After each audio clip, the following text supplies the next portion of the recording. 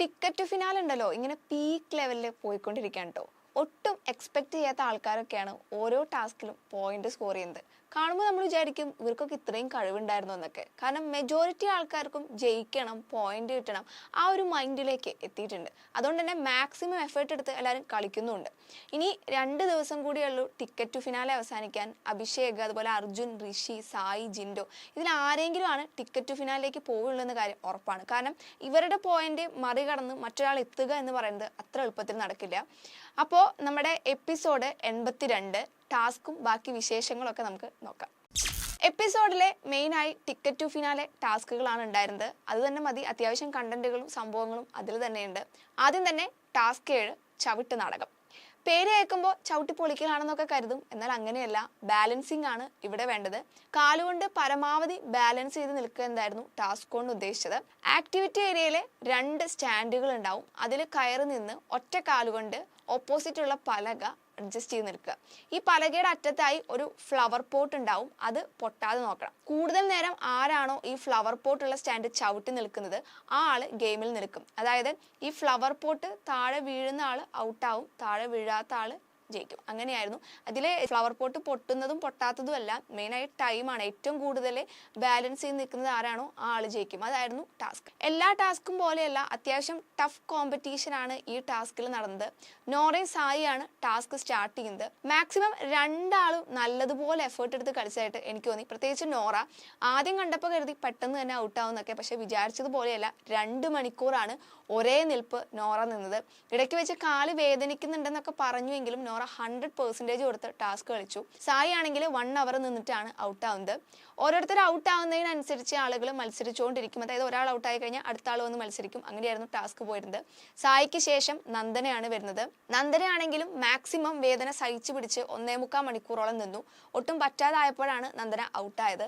ഇതിന്റെ ഇടയിൽ നോറ ഔട്ടാവുന്നുണ്ട്. ശേഷം അഭിഷേകാണ് വന്നത്. ടിക്കറ്റ് ടു ഫിനാലെ എല്ലാ ടാസ്കിലും ലീഡ് ചെയ്തിരുന്ന ആള്, അതായത് അഭിഷേക്, ഈ ടാസ്കിൽ മാത്രം ഒട്ടും എഫേർട്ട് എടുക്കാതെ പോലെ തോന്നി. കാരണം ചെന്ന് നിന്ന ഉടനെ പറയുന്നുണ്ട് എനിക്ക് പറ്റില്ല, ഇത് എന്നെ കൊണ്ട് പറ്റില്ല എന്നൊക്കെ. ആകെ 3 സെക്കൻഡാണ് അഭി നിന്നത്.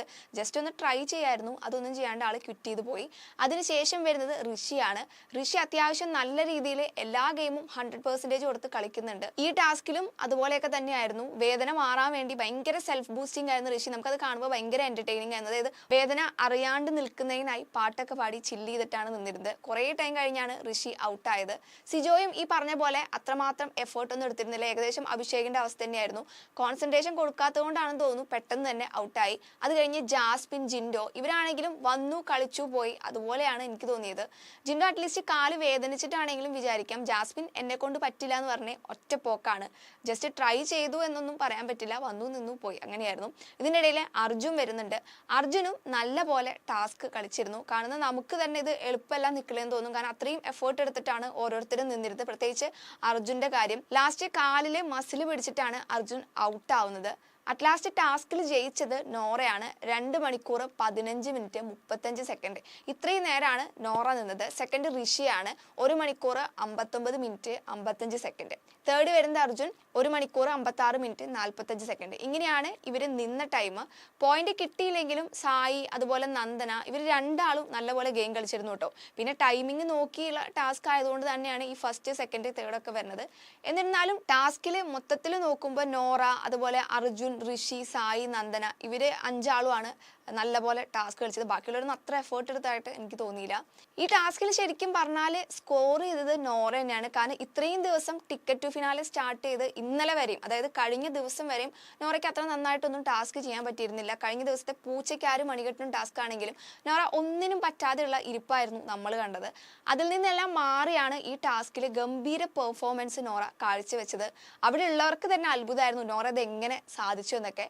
എന്തായാലും നോറയ്ക്ക് ഇതോടുകൂടി 3 പോയിന്റ് കിട്ടി. ഇതുവരെ പോയിന്റ്സ് ഒന്നും കിട്ടിയിട്ടുണ്ടായിരുന്നില്ല. ഈ ടാസ്കോടുകൂടി 3 പോയിന്റ്സ് ആണ് നോറയ്ക്ക് കിട്ടിയിട്ടുള്ളത്. നെക്സ്റ്റ് 8ാമത്തെ ടാസ്ക് മുഖമുദ്ര. പേര് പോലെ തന്നെ മുദ്ര പതിപ്പിക്കലാണ് പണി. അതായത് ഗാർഡൻ ഏരിയയിലെ 10 മത്സരാർത്ഥികൾക്കും ഓരോ റൈറ്റിംഗ് ബോർഡ് കൊടുക്കും. ഈ ബോർഡിലെ സീൽ ചെയ്യാനായിട്ട് റിജക്റ്റഡ് എന്നെഴുതിയ ഒരു സീൽ സ്റ്റാമ്പും കൊടുക്കും. ബസർ അടിക്കുമ്പോൾ മത്സരാർത്ഥികൾ ആരെയാണോ ടാർഗറ്റ് ചെയ്യുന്നത് അവരുടെ ബോർഡിലെ സീൽ ചെയ്യണം. ഏറ്റവും കൂടുതൽ സീൽ പതിഞ്ഞ ബോർഡ് ആരുടെയാണോ അവർ ഔട്ടാകും. ഇങ്ങനെയായിരുന്നു ടാസ്ക് നടന്നത്. ഫസ്റ്റ് റൗണ്ടിലെ നോറയും ഋഷിയും സിജോയും തമ്മിലായിരുന്നു പരസ്പരം ഈ ഒരു ടാർഗറ്റ് നടന്നത്. ലാസ്റ്റ് ഔട്ടായത് നോറയാണ്. സെക്കൻഡ് റൗണ്ട് വിചാരിച്ചതുപോലെ ആയിരുന്നില്ല, വൻ അടിയാണ് നടന്നത്. അതായത് ജാസ്മിൻ, സിജോ, ഋഷി ഇങ്ങനെയാണ് ടാർഗറ്റ്. അതായത് ഇവര് 3 പേരുമാണ് പരസ്പരം സീല് പതിക്കാൻ വേണ്ടി പോയത്. ഫൈനലി എത്ര സീൽ ഉണ്ടെന്ന് നോക്കിയപ്പോൾ ജാസ്മിൻ ഋഷിയുടെ എണ്ണീട്ട് പറയുന്നുണ്ട് 30 എണ്ണെന്ന്. അത് ഫുള്ള് പ്രശ്നമായി. കാരണം ജാസ്മിൻ പതിപ്പിച്ച സീല് റെഡ് കളർ റൗണ്ട് മാത്രമാണുള്ളത്, അതിൻ്റെ ഉള്ളിൽ റിജക്റ്റഡ് എന്ന് എഴുതിയത് വന്നിരുന്നില്ല. അതുകൊണ്ട് തന്നെ അത് അംഗീകരിക്കാൻ പറ്റില്ല എന്തായിരുന്നു പ്രശ്നം. സിജോ, ഋഷി അതുപോലെ മെജോറിറ്റി ആൾക്കാരും ഇത് പറ്റില്ലെന്ന് പറയുന്നുണ്ട്. അതായത് ഈ സീല് പതിപ്പിക്കുമ്പോൾ ജസ്റ്റ് ഒരു റെഡ് റൗണ്ട് മാത്രമാണുള്ളത്, അതിൻ്റെ ഉള്ളിൽ റിജക്റ്റഡ് എന്ന് എഴുതിയത് കണ്ടിരുന്നില്ല. അപ്പോൾ ഇവർ പറയുന്നുണ്ട് ഈ റിജക്റ്റഡ് എന്ന് എഴുതിയത് മാത്രമാണ് ഈ നമ്പർ എണ്ണുമ്പോൾ അതിൽ കൂട്ടാൻ പറ്റുള്ളൂ എന്ന്. അതായിരുന്നു പ്രശ്നമായത്. ഋഷിയും ജാസ്മിനും തമ്മിലാണ് പ്രശ്നം ഉണ്ടായത് വെച്ചെങ്കിലും ലാസ്റ്റ് സിജോയും ജാസ്മിനും തമ്മിലായി വഴക്ക് മൊത്തം. ഫൈനൽ ഡിസിഷൻ ക്യാപ്റ്റൻ ആണ് എടുക്കുക, ജാസ്മിൻ അല്ല, ഞാൻ തീരുമാനിക്കുക എന്നൊക്കെ സിജോ പറഞ്ഞുകൊണ്ടിരിക്കുന്നുണ്ട്. അങ്ങനെ ഋഷിയുടെ എണ്ണി 17, ജാസ്മിന്റെ എണ്ണി 16. അതിൽ റിജക്റ്റഡ് എന്ന് എഴുതാത്തതും കൂടി സിജോ എണ്ണുന്നത്. അതായത് ഋഷിയുടെ റിജക്റ്റഡ് എന്ന് എഴുതാത്തത് എണ്ണിയില്ല, ജാസ്മിൻ്റെയിലേക്ക് വരുമ്പോൾ റിജക്റ്റഡ് എന്ന് കാണാത്തതും എണ്ണി. അത് പ്രശ്നമായി. ജാസ്മിൻ അതിന്റെ പേരിൽ ഫുള്ള് പ്രശ്നം ഉണ്ടാക്കുന്നുണ്ട്. ലാസ്റ്റ് സിജോയും ജാസ്മിനും ഔട്ടായി. അപ്പോഴാണ് ആ പ്രശ്നം തീരുമാനമായത്. സിജോ കാര്യങ്ങൾ പറയുന്നത് വരെ ഓക്കെ ആയിരുന്നു. പക്ഷെ ജാസ്മിന്റെ ബോർഡിൽ റിജക്റ്റഡ് എന്ന് തെളിയാത്ത ആ സീൽ എണ്ണിയതോടെയാണ് സിജോയുടെ പാർഷ്വാലിറ്റി മനസ്സിലായത്. എല്ലാവർക്കും ഒരേ ഒരു നിയമം ഫോളോ ചെയ്യാത്തതുപോലെ എനിക്ക് തോന്നി. കാരണം ഒന്നെങ്കിലേ റിജക്റ്റഡ് എന്ന് എഴുതിയത് കൂട്ടുക, അല്ലെങ്കിൽ റിജക്റ്റഡ് എന്ന് എഴുതാത്തത് ഔട്ടാക്കുക. ഇത് രണ്ടും ചെയ്യാതെ ഒരാൾക്ക് കൊടുത്തു, രണ്ടാമത്തെ ആൾക്ക് കൊടുത്തില്ല, അതുപോലെയാണ് ചെയ്തിരുന്നത്. ഈ ടാസ്കിൽ സിജോ ജാസ്മിനെ ടാർഗറ്റ് ചെയ്തൊരു ഫീലും എനിക്ക് തോന്നിയിരുന്നു. അങ്ങനെ സെക്കൻഡ് റൗണ്ട് നടക്കുന്നുണ്ട്. തേർഡ് റൗണ്ടിലെ ശ്രീതു, ഋഷിയാണ് പരസ്പരം സീല് വെച്ചത്. ലാസ്റ്റ് ഋഷി ഔട്ടായി. ഫോർത്ത് റൗണ്ടിൽ ശ്രീതു, നന്ദനി. അതും ഈ പറഞ്ഞ പോലെ വടക്കിലേക്ക് എത്തിയിരുന്നു, ജസ്റ്റ് മിസ്സായി പോയതാണ്. നന്ദന മാക്സിമം എതിർത്തിരുന്നു, പക്ഷെ ഇതൊരു തല്ലാമെന്ന ആളെ എതിർക്കുന്ന പോലെയായി. ശ്രീതു ആണെങ്കിൽ നൈസായിട്ട് ഗെയിം കളിച്ചു. അറ്റ്ലാസ്റ്റ് രണ്ടാളും ഔട്ട് ആവുന്നുണ്ട്. ഫിഫ്ത്ത് റൗണ്ടിൽ ജിൻഡോ, അഭിഷേകാണ്. ജിൻഡോയാണ് അഭിഷേകിന്റെ ബോർഡിൽ സീൽ ചെയ്യാൻ പോയത്. അഭിഷേക് ആണെങ്കിലോ ഫുൾ ശക്തി എടുത്ത് ജിൻഡോനെ തള്ളിയിടുന്നുണ്ട്, ബോർഡ് പൊട്ടിക്കുന്നുണ്ട്. ഒരു ഗെയിം പോലെയല്ല, ജസ്റ്റ് എന്തോ പക വീട്ടുന്നത് പോലെയാണ് എനിക്ക് തോന്നിയത്. ഒരാവശ്യമില്ലാതെയാണ് അഭിഷേക് ജിൻഡോനെ തട്ടിയിട്ടതൊക്കെ കേട്ടോ. കാരണം ഈ ഒരു ടാസ്ക് വരുമ്പോൾ നമ്മൾ ടാസ്കിന്റെ ബേസിൽ കളിക്കണം, അല്ലാതെ അവിടെ തട്ടിയിടുന്ന ഒരു ആവശ്യമൊന്നുമില്ല. ജസ്റ്റ് സീലെ പതിപ്പിക്കാൻ വരുമ്പോൾ നമുക്ക് പ്രൊട്ടക്ട് ചെയ്യാന്നുള്ളൊരു ഓപ്ഷൻ ഉണ്ടായിരുന്നെങ്കിലും ആ ഒരാളെ തട്ടിയിടുക എന്നുള്ളതൊന്നും ബിഗ് ബോസ് പറഞ്ഞിട്ടുണ്ടായിരുന്നില്ല.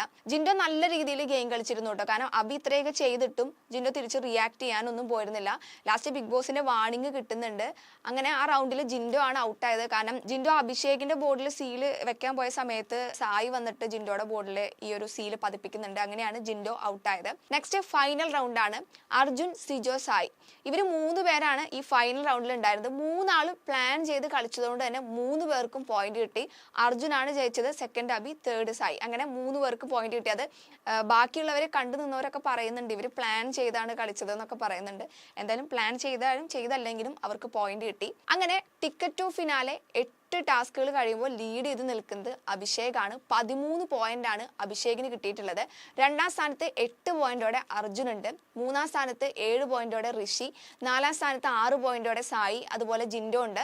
5ാം സ്ഥാനത്ത് ശ്രീതു. 6ാം സ്ഥാനത്ത് നോറ. 7 ജാസ്മിൻ. 8 സിജോ. ഇങ്ങനെയാണ് ടിക്കറ്റ് ടു ഫിനാലയിലെ നിലവിലെ പോയിന്റ് നില. നന്ദനയ്ക്ക് മാത്രമാണ് പോയിന്റ് കിട്ടാത്തത്. അതും എപ്പോൾ വേണമെങ്കിലും മാറോട്ടോ. കാരണം ഇന്നലത്തെ ടാസ്കിലൊക്കെ നന്ദന മാക്സിമം സ്കോർ ചെയ്തിരുന്നു. പിന്നെ പോയിന്റ് കിട്ടുന്നതൊക്കെ ഒരു ലക്കിന്റെ ബേസിലാണ്. അതുപോലെ കഴിഞ്ഞ ദിവസം വരെ 2ാം സ്ഥാനത്ത് ജിൻഡോ ആയിരുന്നു. ഇപ്പൊ അത് മാറി അർജുനായി. ഈ പറഞ്ഞ പോലെ മാറിക്കൊണ്ടിരിക്കും. നമുക്ക് ഇന്ന ആള് വരുന്നൊന്നും പറയാൻ പറ്റില്ല. എനിക്ക് തോന്നും നിലവിലെ അർജുനും അതുപോലെ അഭിഷേകും തമ്മിലാണ് കോമ്പറ്റീഷൻ വരിക. കാരണം 13ഉം 8ഉം ആണ്. 2 ടാസ്കിൽ അർജുൻ ജയിച്ചാലേ 13 പുഷ്പം പോലെ അർജുന് മറികടക്കാൻ സാധിക്കും. സംഭവം എന്തൊക്കെ പറഞ്ഞാലും അർജുൻ, അഭിഷേക് അതുപോലെ ഋഷി, സായി ഇവരൊക്കെ നല്ല പോലെ ടാസ്ക് കളിക്കുന്നുണ്ട്. ഇതിനു മുൻപ് വരെ ഞാൻ തന്നെ പറയാറുണ്ട് ഒട്ടും ആക്റ്റീവ് അല്ലെന്നൊക്കെ. അതായത് ഈ അഭിഷേക് ആണെങ്കിലും അർജുൻ ആണെങ്കിലും ഋഷി ആണെങ്കിലും അത്ര ആക്റ്റീവ് അല്ലെന്ന് ഞാൻ തന്നെ പറഞ്ഞിട്ടുണ്ട്. പക്ഷെ ടാസ്ക് വന്നപ്പോൾ അവർ മാക്സിമം എഫേർട്ട് എടുത്ത് ജയിക്കണം എന്ന രീതിയിലാണ് കളിക്കുന്നത്. ഈ ജാസ്മിൻ അതുപോലെ ജിൻഡോ ഇവരെ കൊണ്ടൊക്കെ ഡയലോഗ് അടിക്കാൻ മാത്രമേ പറ്റുള്ളൂ എന്ന് ഏകദേശം ഉറപ്പായി. കാരണം ജിൻഡോ പിന്നെയും ഫിസിക്കൽ ടാസ്ക് വരുമ്പോൾ സ്കോർ ചെയ്യുന്നുണ്ട്. ജാസ്മിനൊന്നും ഒട്ടും എഫേർട്ട് എടുക്കാത്ത പോലെയാണ് എനിക്ക് തോന്നിയത്. പ്രത്യേകിച്ചൊരു എഫേർട്ട് എടുക്കുന്ന ഒരു ഫീലൊന്നും നമുക്ക് തോന്നുന്നില്ല. എന്തായാലും ടിക്കറ്റ് ടു ഫിനാലയിൽ ടൈറ്റ് കോമ്പറ്റീഷൻ ആണ് നടക്കുന്നത്. അതുപോലെ ഇന്നും കൂടി കഴിഞ്ഞാൽ വീക്കെൻഡ് എപ്പിസോഡായി 2 പേര് എവിക്റ്റ് ആവും. അത് കഴിഞ്ഞാൽ ഡയറക്റ്റ് നോമിനേഷൻ ആണ്. എന്തും സംഭവിക്കും, ഇത്രേ പറയാൻ പറ്റുള്ളൂ. കാരണം ഒന്ന് മാറ്റി പിടിച്ചാലോ എന്നാണ് ടാഗ് ലൈൻ. അതുകൊണ്ട് തന്നെ ഒന്നും എക്സ്പെക്ട് ചെയ്തിട്ടൊന്നും കാര്യമില്ല.